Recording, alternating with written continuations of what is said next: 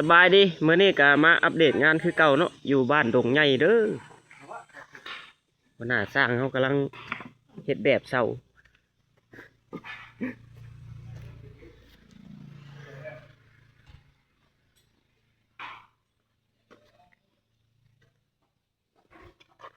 เรือนหลังใหญ่เนาะ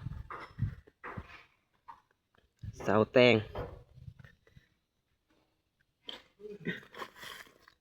อัปเดตงานคือเก่าพี่น้องป้องปลายสุขุสุคน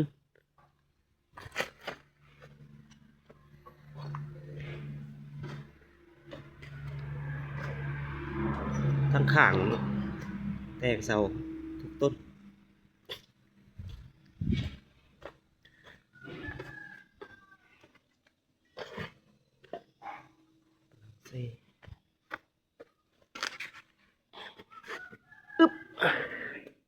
ทางในนี่กำลังเตรียมเนาะเตรียมอุปกรณ์เฮ็ดเสาคู่เสากลมเสาคู่ว้าวอะไรบอกเลยนะเสาคู่เสาคู่เสากุ้มเสาคู่ผัวเมียเสาคู่เลยเหรอที่ว่าเสาขี้บ่ เสาขี้แล้วมันมี3เสา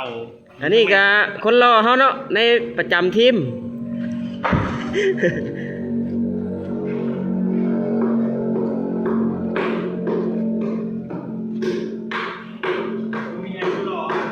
งานถือว่าโอเคเนาะผ่านไปด้วยดีเพิ่นว่า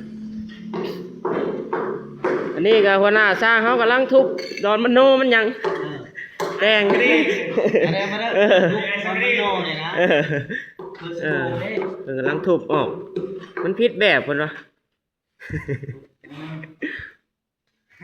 งามพี่น้องเอ้ยเพื่อนหลังใหญ่เนาะซ้ำสิโนน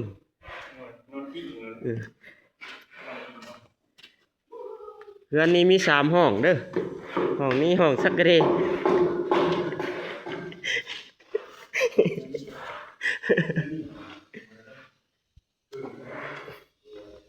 นี่จะเป็นห้องนอนเด้อพี่น้องห้องนอน